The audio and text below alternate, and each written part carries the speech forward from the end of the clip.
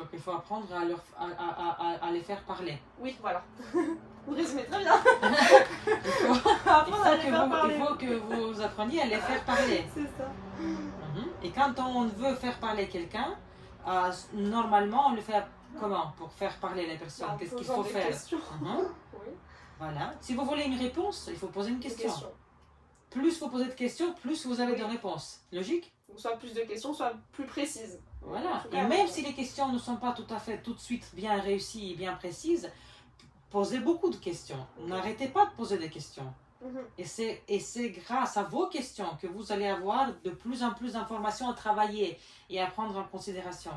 Sans poser les questions, justement, les personnes ne vont pas forcément vous dire des choses ou vous expliquer. C'est votre travail d'aller chercher les réponses.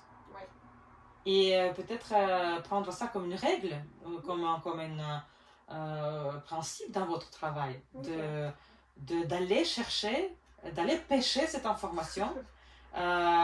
Et plus vous en avez, plus vous avez d'éléments à travailler.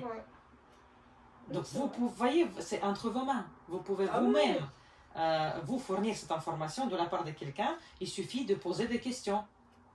Donc c'est magique, la magie dans les questions. Donc vous allez essayer de le faire, n'est-ce pas? Donc à partir de donc vous allez mettre en place et pensez vraiment à vous concentrer sur les questions. Et même si vous pensez que vous n'avez pas de questions à poser ou qu'il n'y a pas d'éléments pour s'accrocher pour une question, il y en a toujours. Donc là, pas d'excuses. Et on peut toujours poser des questions, même s'il n'y a pas d'éléments de terrain pour les questions. Dans quelle situation? Imaginez maintenant la situation difficile où vous voyez la personne et la personne elle n'a rien dit. Elle n'arrive même pas à dire un mot, elle est silencieuse. Quand la personne en face de vous est silencieuse, comment vous faites comment maintenant? Donnez-moi une idée, comment vous allez faire?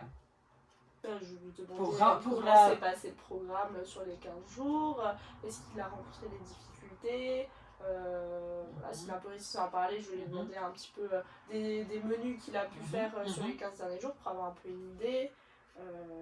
Voilà, ce genre de choses. Et même ici, les personnes vous répondent avec des réponses fermées. Oui, non, je ne sais pas. Pire, c'est le je ne sais pas. Quand il va vous dire je ne sais pas. Alors, toutes vos questions, il va dire je ne sais pas. Comment vous allez gérer ce genre de questions? C'est pas une réponse. Non, mais je leur dis en rigolant que c'est pas une réponse, que je vais quelque chose de un peu plus détaillé. Je le fais passer souvent sous le ton de l'humour. Voilà, pour un peu détendre l'atmosphère. C'est bien. Vous pouvez toujours demander une hypothèse de réponse. Oui, vous dites, d'accord, vous n'avez pas de réponse, mais donnez-moi juste une petite idée de réponse, une hypothèse. Ça peut être... Ça, vous voyez, ça va soulager la personne. Il n'aura plus de pression de donner une réponse correcte. Elle va donner une petite idée.